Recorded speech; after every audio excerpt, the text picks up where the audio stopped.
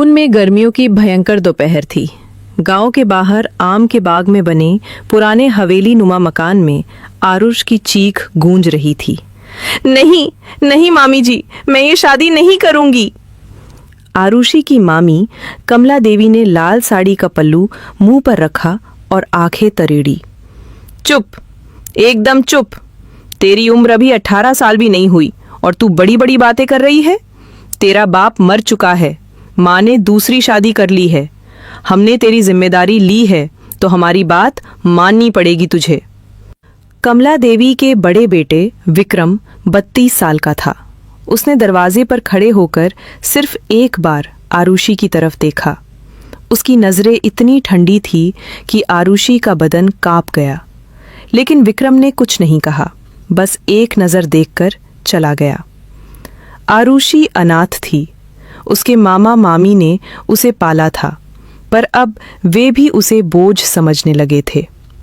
कमला देवी गांव की जमींदारनी थी। उनके 2 बेटे थे, बड़ा विक्रम, छोटा विवान। विवान की शादी हो चुकी थी, पर विक्रम अभी तक कुंवारा था। लोग कहते थे कि विक्रम की पहली मंगनी टूट गई थी क्योंकि लड़की भाग गई थी। तब से वो पत्थर हो गया था। कमला देवी ने ठान लिया था कि इस बार वो खुद लड़की ढूंढेंगी, ऐसी जो पलटकर मुंह ना लगाए, घर की सेवा करे, बेटे को संभाले और कभी सवाल ना करे। ऐसी लड़की उन्हें आरुष में दिखी, भोली, खूबसूरत, कामसिन और बिल्कुल बेबस। शादी की तारीख तय हो गई। आषाढ़ का महीना। देवशैनी एकादशी के बाद आरुषि रोती रही, पर उसकी कोई सुनने वाला नहीं था। शादी वाले दिन लाल जोड़े में आरुषि को देखकर पूरा गांव लट्टू हो गया। उसकी बड़ी बड़ी आंखें, लंबे घने बाल, पतली कमर, मानो कोई अप्सरा उतर आई हो। विक्रम ने उसे एक बार भी ठीक से नहीं देखा। मंत्रों के बीज फेरे हुए सिंदूर डाला, मंगलसूत्र पहनाया, सब कुछ ऐसे जैसे कोई औपचारिक काम निपटा रहा हो। रात को सुहाग रात का कमरा सजाया गया था। फूलों की माला, दूध का गिलास, घी की जलाई हुई बाती। आरुषि डर के मारे कांप रही थी। उसने कभी किसी लड़के का हाथ भी नहीं छुआ था। विक्रम कमरे में आया, कुर्ता पायजामा पहनी, चेहरे पर कोई भाव नहीं। वो बिना कुछ बोले बिस्तर के किनारे बैठ गया। आरुषि ने हिम्मत करके दूध का गिलास बढ़ाया। विक्रम ने गिलास एक घूंट में खाली किया और खड़ा हो गया। सुनो, उसकी आवाज में बर्फ थी। मैंने ये शादी अपनी माँ के कहने पर की है। मुझे तुमसे कोई उम्मीद नहीं है, ना तुम मुझसे कोई उम्मीद रखना। सो जाओ, कहकर वह बालकनी में चला गया और सिगरेट सुलगा ली। आरुषि दूध का गिलास हाथ में लिए पत्थर हो गई। उसकी आंखों से आंसू टपकने लगे। उसने सोचा था कि शायद उसका पति उसे प्यार करेगा, सहारा देगा, पर यहाँ तो पहले ही दिन सब खत्म हो गया। बाहर विक्रम धुआं उगलता रहा। उसका दिल कह रहा था, ये लड़की सिर्फ 18 साल की है, मैं उसका क्या करूंगा। पर उसका अहम कह रहा था, अब ये मेरी बीवी है, मेरी जिम्मेदारी है। दोनों की रात बिना नींद के गुजर गई। अगली सुबह कमला देवी ने जब पूछा, बेटा रात कैसी रही, तो आरुष ने शर्माकर सिर झुका लिया और कुछ नहीं बोली। कमला देवी समझ गई।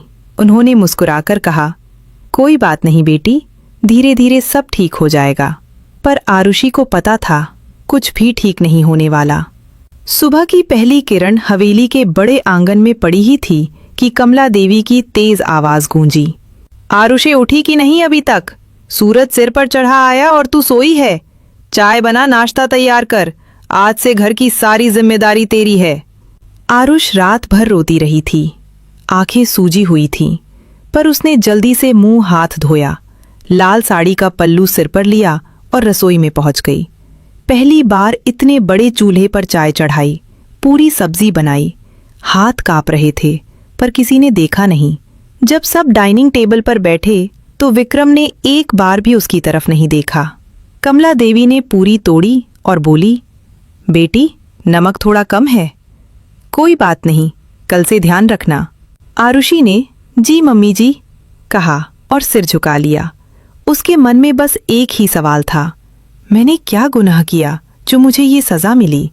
शाम को विक्रम की छोटी भाभी नेहा यानी विवान की पत्नी ने आरुषि को अपने कमरे में बुलाया। सुनो, छोटी मम्मी जी ने बोला है कि आज से तुम विक्रम भैया को रिंझाने की कोशिश करो।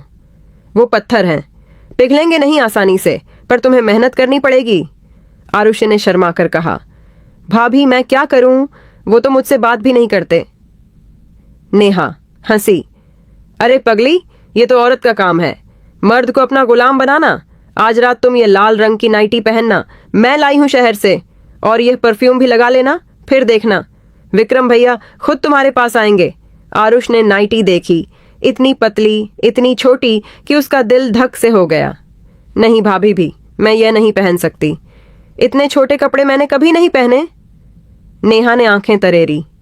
अगर तुमने नहीं किया तो विक्रम भैया शहर 2 की किसी मॉडर्न लड़की से अफेयर कर लेंगे, तब तुम रोती रह जाओगी, समझी। आरुषि डर गई। उसने हाँ कह दिया। रात को उसने वो नाइटी पहनी। घबराहट से उसका बदन कांप रहा था। दर्पण में खुद को देखा तो शर्म से मुंह लाल हो गया। विक्रम कमरे में आए। उन्हें देखते ही आरुष ने चादर ओढ़ ली। विक्रम ने एक नजर उस पर डाली, फिर मुंह फेर लिया। ये क्या तमाशा है, ये कपड़े तुम पर शोभा नहीं देते, सो जाओ, कहकर वो फिर बालकनी में चले गए। आरुषि की आंखों से आंसू टपकने लगे। उसने नाइटी उतारी और पुरानी सलवार कमीज पहनकर लेट गई। 3-4 दिन ऐसे ही बीते। आरुषि दिन भर घर का सारा काम करती, झाड़ू पोछा, बर्तन कपड़ा धोना, गाय भैंस को चारा डालना। विक्रम उससे 2 शब्द भी नहीं बोलते थे। एक दिन कमला देवी ने विक्रम को बुलाया और डांट लगाई। बेटा, तू अपनी बीवी को ऐसे अकेला छोड़कर रखेगा तो वह भाग जाएगी, कम से कम बात तो कर उससे। विक्रम ने ठंडे लहजे में कहा। माँ, मैंने ये शादी आपकी खुशी के लिए की थी, मेरी कोई इच्छा नहीं थी। वो बच्ची है अभी, मुझे उससे कोई मतलब नहीं। कमला देवी ने गुस्सा होकर कहा। बच्ची है तो बड़ी हो जाएगी, तू उसका ख्याल रख, नहीं तो मैं कुछ और इंतजाम कर दूंगी। उसी रात विक्रम ने पहली बार आरुष्य से बात की। सुनो, माँ ने बोला है कि तुम्हें कॉलेज भेजूं। मैंने शहर के अच्छे कॉलेज में तुम्हारा एडमिशन करवा दिया है, कल से तुम कॉलेज जाया करो। आरुषि हैरान रह गई।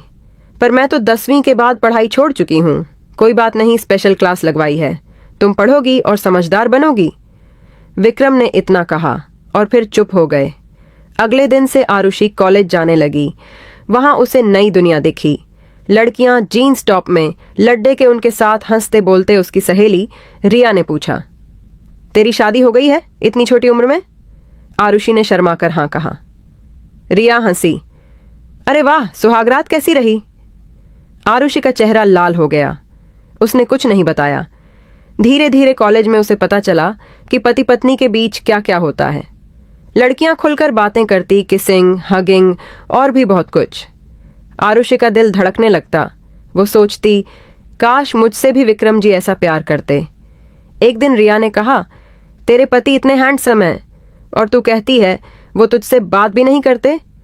चल, मैं तुझे सिखाती हूँ कैसे मर्द को पागल किया जाता है। आरुष ने मना किया, पर रिया ने जबरदस्ती उसे शहर के ब्यूटी पार्लर ले गई। वहां उसके बाल कटवाए, वैक्सिंग करवाई, नया मेकअप सिखाया, फिर एक शॉर्ट कुर्ती और लेगिंग दिलवाई। घर लौटी तो कमला देवी ने देखा और मुंह बनाया। ये क्या पहना है, गांव में ऐसे कपड़े नहीं चलते। पर आरुष ने पहली बार हिम्मत दिखाई। मम्मी जी, मैं कॉलेज जाती हूँ, वहां सब ऐसे ही पहनते हैं। विक्रम ने उसे ऊपर से नीचे तक देखा। उसकी आंखों में पहली बार कुछ चमका, पर वो तुरंत मुंह फेर कर चले गए। रात को जब विक्रम कमरे में आए तो आरुष्य ने हिम्मत करके कहा, विक्रम जी, आप मुझसे नाराज क्यों रहते हैं? विक्रम रुक गए। मैं नाराज नहीं हूं, बस तुम बहुत छोटी हो। मुझे लगता है मैं तुम्हारे साथ गलत कर रहा हूं। आरुषि की आंखें भर आई। मैं छोटी हूं, पर आपकी बीवी हूं। क्या आप मुझे कभी अपना नहीं मानेंगे? विक्रम चुप रहे, फिर बोले, सो जाओ आरुषि, अभी तुम इन बातों को नहीं समझोगी। उस रात भी दोनों अलग अलग सोए, पर आरुष ने ठान लिया, मैं आपको अपना बनाकर रहूंगी, चाहे कुछ भी हो जाए। शहर के कॉलेज में अब आरुष की नई पहचान बन चुकी थी। गांव की भोली लड़की अब हर दिन थोड़ी और चमकदार होती जा रही थी। छोटे छोटे कुर्ते, पतली दुपट्टे, लिपस्टिक की हल्की लकीर, आंखों में काजल। लड़के पीछे पीछे घूमने लगे थे।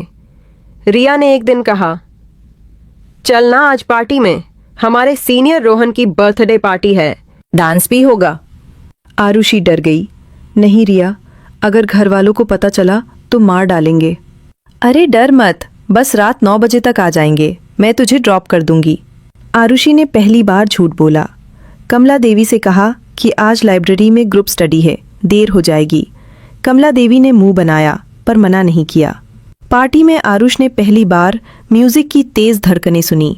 Lights, dance floor, cold drink में कुछ मिला हुआ सा। रोहन नाम का सीनियर उसके पास आया। हाय, तुम आरुषि हो ना? तुम्हारी आंखें तो कमाल की हैं, एक डांस करोगी? आरुषि ने मना किया, पर सबने तालियां बजाई तो वो डांस फ्लोर पर आ गई। पहली बार किसी गैर मर्द के इतने करीब, उसका हाथ उसकी कमर पर। आरुषि को अजीब सा नशा सा चढ़ने लगा। घर लौटी तो रात के 11 बज चुके थे। विक्रम ड्राइंग रूम में अकेला बैठा था। उसकी आंखें लाल थीं। कहाँ थी तुम? आरुषि डर गई। वो लाइब्रेरी में झूठ मत बोलो, ड्राइवर ने पुटसाया कि तुम किसी होटल के बाहर उतरी थी। विक्रम ने उसकी कलाई पकड़ी और जोर से खींचा। किसके साथ थी तुम? आरुषि की आंखों में आंसू आ गए। बस दोस्तों के साथ बर्थडे पार्टी थी। विक्रम ने उसे छोड़ दिया। उसकी आवाज में पहली बार दर्द था। जाओ सो जाओ, मैंने तुम्हें पढ़ने भेजा था, ये सब सीखने नहीं। उस रात विक्रम कमरे में नहीं आए। आरुषि रोते रोते सो गई। अगले दिन से विक्रम ने उससे और दूरियां बढ़ा दी। अब तो नाश्ते में भी एक दूसरे को देखते तक नहीं थे। फिर एक दिन हवेली में मेहमान आई, प्रिया शर्मा, विक्रम की पुरानी बिजनेस पार्टनर। शहर की बद्दी अफसर, सिल्क की साधी, बड़े बड़े बाल, लाल लिपस्टिक। उसने आते ही विक्रम को गले लगाया। विक्रम, कितने दिन हो गए, आज पूरा दिन तुम्हारे साथ हूं। कमला देवी ने मुस्कुराकर कहा, बेटी तुम हमारे घर की मेहमान हो, आरुषि इनके लिए अच्छा कमरा तैयार करवा दो। आरुषि ने प्रिया को देखा। वो इतनी सुंदर थी कि उसका दिल डूबने लगा। खाने की टेबल पर प्रिया विक्रम के बगल में बैठी, हंसती बोलती। आरुषि ने जब सबको खाना परोसा तो प्रिया ने कहा, आरुषि तुम तो अभी बच्ची हो, विक्रम ने बताया था तुम सिर्फ 18 की हो। अरे वाह, विक्रम ने तो लॉटरी लगा ली। सब हंस पड़े। आरुषि का चेहरा लाल हो गया। रात को प्रिया और विक्रम देर तक बिजनेस की बातें करते रहे। आरुषि अपने कमरे में बेचैन होकर टहल रही थी। रात के 12 बज गए। विक्रम अभी तक नहीं आए। वो धीरे से नीचे गई। स्टडी रूम का दरवाज़ा हल्का सा खुला था। अंदर प्रिया विक्रम के बहुत करीब बैठी थी, उसका हाथ विक्रम की जांघ पर। विक्रम, तुम्हारी बीवी तो अभी बच्ची है, तुम्हारी ज़रूरतें कौन पूरी करेगा? विक्रम ने कुछ नहीं कहा, बस सिगरेट का धुआं उगला। प्रिया और करीब सरकी। उसकी साड़ी का पल्लू सरक गया। आरुषि का दिल जोर से ढका। वो चुपके से वापस ऊपर आ गई और बिस्तर पर गिरकर रोने लगी।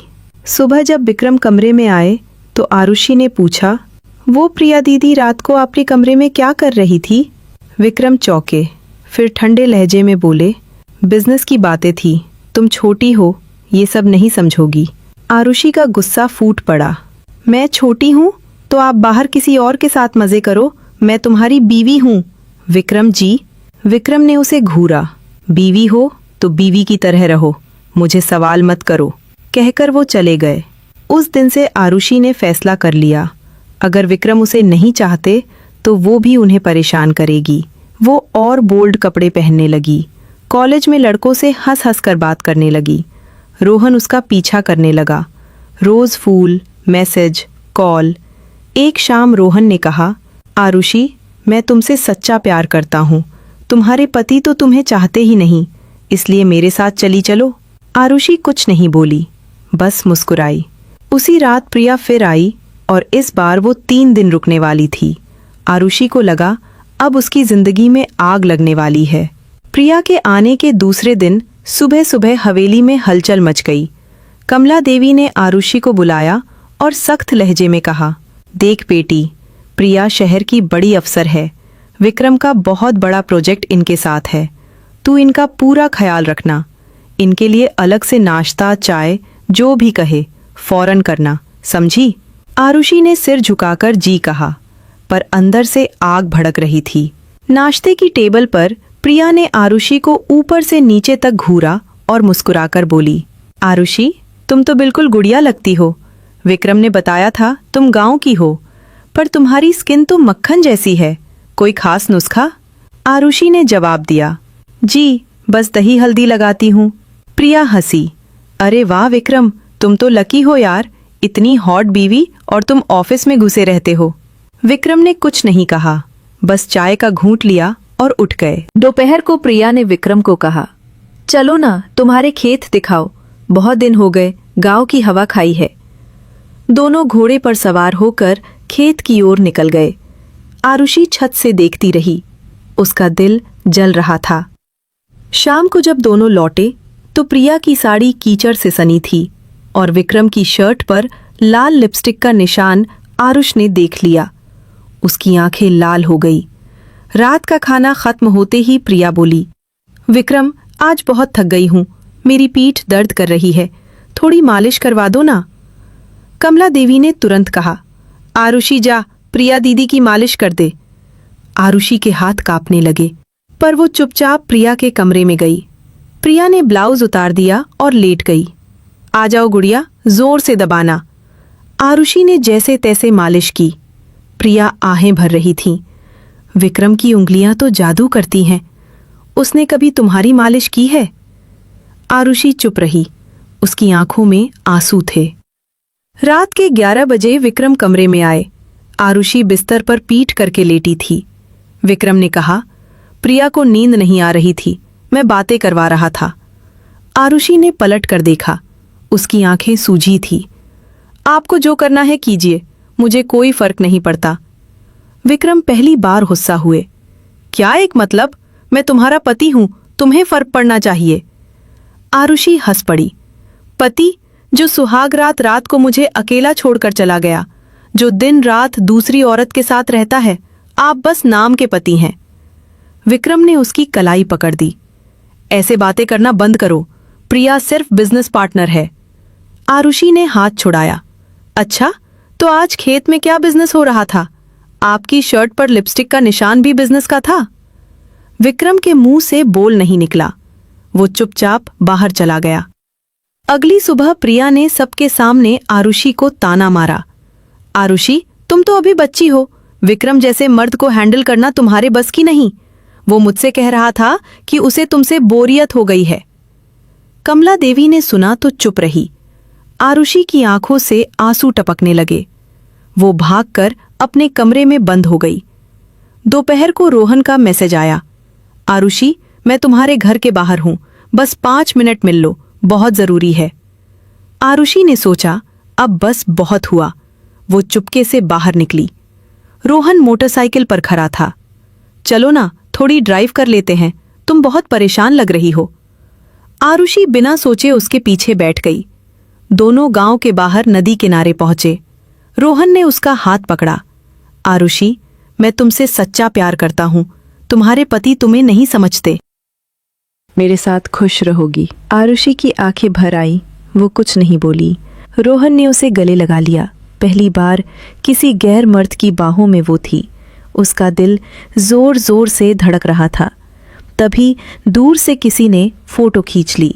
शाम को जब आरुषि घर लौटी तो हवेली में तूफान मचा हुआ था। विक्रम के हाथ में मोबाइल था। उसमें रोहन और आरुषि की नदी किनारे की फोटो कोई अनजान नंबर से आई थी। विक्रम की आंखें खून की तरह लाल थी। ये क्या है? आरुषि डर गई। विक्रम जी, वो सिर्फ दोस्त है। विक्रम ने मोबाइल पटक दिया। दोस्त? और तुम उसके गले लगकर क्या कर रही थी? कमला देवी भी आ गई। फोटो देखकर उनका चेहरा सफेद पड़ गया। ये क्या किया तूने? हमारे घर की नाक कटा दी। विक्रम ने आरुषि का हाथ पकड़कर ऊपर कमरे में ले गया और दरवाजा बंद कर दिया। बोलो, उससे क्या रिश्ता है? आरुषि रोते हुए बोली, आप प्रिया के साथ जो करते हैं मैं वही कर रही हूं। आपको तकलीफ हुई ना, मुझे भी होती है। विक्रम ने पहली बार उसे जोर से झकझोरा। मैंने प्रिया के साथ कुछ नहीं किया, बस बातें की, लेकिन तुमने मुझे धोखा दिया। आरुषि की आंखों में आग थी। धोखा? आपने पहले दिन से मुझे धोखा दिया है। मैंने सिर्फ आपको जलन दिलाई है। विक्रम का गुस्सा और बेकाबू हो गया। वो उसके इतना करीब आया कि दोनों की सांसें एक दूसरे को छूने लगी। तुम मेरी बीवी हो, सिर्फ मेरी। किसी और को छूने की इजाजत भी नहीं दूंगा। आरुषि ने चुनौती दी। तो साबित कीजिए। विक्रम ने उसे दीवार से सटा दिया। उसकी आंखों में अब गुस्सा नहीं, कुछ और था। पहली बार उसने आरुषि को छुआ। आरुषि कांप गई। उस रात कमरे में सिर्फ सांसों की आवाजें थी। बाहर प्रिया मुस्कुरा रही थी। उसने ही वो फोटो भिजवाई थी। उसका प्लान काम कर गया था। सुबह की पहली किरण कमरे में आई तो आरुषि की आंखें खुली। गले पर लाल लाल निशान, बाल बिखरे हुए। विक्रम उसकी कमर पर हाथ रखे गहरी नींद में था। आरुषि ने जब रात को याद किया तो उसका चेहरा शर्म से लाल हो गया। पहली बार विक्रम ने उसे अपना बनाया था, गुस्से में, जलन में, पर पूरा हक जमाकर। उसने धीरे से विक्रम का हाथ हटाया और उठकर नहाने चली गई। जब दोनों नीचे आए तो कमला देवी ने एक नज़र में सब समझ लिया। उन्होंने मुस्कुराकर आरुषि के सिर पर हाथ फेरा। अब जाकर बात बनी लगती है। प्रिया ने भी देखा। उसकी मुस्कान कड़वी हो गई। उसने सोचा था कि फोटो से घर में झगड़ा होगा, आरुषि रोएगी, विक्रम उससे दूर हो जाएगा, पर उससे उल्टा हुआ।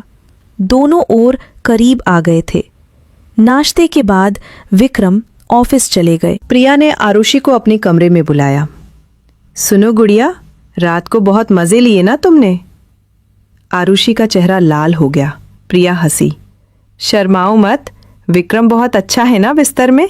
मैं भी कई बार ट्राई कर चुकी हूं। आरुषि के कानों में जैसे बिजली कौंध गई। क्या मतलब? प्रिया ने अपना फोन निकाला और एक पुराना वीडियो दिखाया, 3 साल पुराना। विक्रम और प्रिया एक होटल के कमरे में। प्रिया विक्रम के गले में बाहें डाली थी। दोनों नशे में थे। ये देखो, तुम्हारे पति पहले से मेरे दीवाने हैं, बस तुम्हारे आने से रुक गए थे। अब मैं वापस आ गई हूं। आरुषि के हाथ पांव ठंडे हो गए। ये झूठ है। प्रिया हंस पड़ी। झूठ? आज रात देख लेना। मैं विक्रम को अपने कमरे में बुलाऊंगी और तुम देखना वो आएगा या नहीं। शाम को विक्रम घर लौटे तो प्रिया ने उन्हें वाइन का ग्लास थमाया। चलो विक्रम, पुराने दिन याद करते हैं, आज सिर्फ हम दोनों। विक्रम ने मना किया। नहीं प्रिया, अब मैं शादीशुदा हूं। पर प्रिया ने जबरदस्ती ग्लास उनके होठों से लगाया। आरुषि दूर से देख रही थी। उसका दिल टूट रहा था। रात के 10 बजे प्रिया ने विक्रम को मैसेज किया। मुझे बहुत तेज सरदर्द है, प्लीज आओ ना, दवाई दे दो। विक्रम गए। आरुषि चुपके से उनके पीछे गई। प्रिया का कमरा अंधेरा था, सिर्फ एक मोमबत्ती जली थी। प्रिया ने सिर्फ स्लीपिंग गाउन पहना था। उसने दरवाज़ा खोला और विक्रम को अंदर खींच लिया। विक्रम, मुझे डर लग रहा है, थोड़ी देर साथ बैठो ना। विक्रम बैठ गए। प्रिया उनके कंधे पर सिर रख दिया। याद है ना वो गोवा वाली रात? तुमने मुझे कितना प्यार किया था। विक्रम ने दूर हटने की कोशिश की, पर प्रिया ने उनका हाथ पकड़ लिया। एक बार फिर, सिर्फ एक बार, उसने विक्रम के की सांसों से अपनी सांसें मिला दी। विक्रम ने पहले तो विरोध किया, फिर नशे और पुरानी यादों में बह गए। बाहर दरवाजे के पास आरुषि खड़ी सब देख रही थी। उसकी आंखों से आंसुओं की बांड आ गई। वो भागकर अपने कमरे में गई और दरवाज़ा बंद कर लिया। रात के 2 बजे विक्रम कमरे में आए। उन्हें देखते ही आरुषि ने जोरदार थप्पड़ मारा। बाहर जाइए, आप घिनौने इंसान हैं। विक्रम चौंक गए। आरुषि, सुनो तो। कुछ नहीं सुनना। आरुषि सुनो ना, मैंने सब देखा, आपने मुझे फिर धोखा दिया। विक्रम ने सफाई देनी चाही। को मुझे जबरदस्ती? बस कीजिए अपनी झूठी सफाइयां। आरुषि ने अपना मंगलसूत्र खींचकर फेंक दिया। ये शादी मेरे लिए खत्म हो गई, मैं जा रही हूं यहां से। विक्रम ने उसे रोका। आरुषि प्लीज, मैंने गलती की, मुझसे ये सब नशे में हुआ, मुझे माफ कर दो। आरुषि ने उसे धक्का दिया। अब बहुत देर हो चुकी है। वो अपना छोटा सा बैग उठाया और रात के अंधेरे में हवेली से निकल गई। विक्रम पीछे पीछे दौड़ा, पर आरुषि ऑटो में बैठकर चली गई। सुबह कमला देवी को जब पता चला तो उनका रो रो कर बुरा हाल हो गया।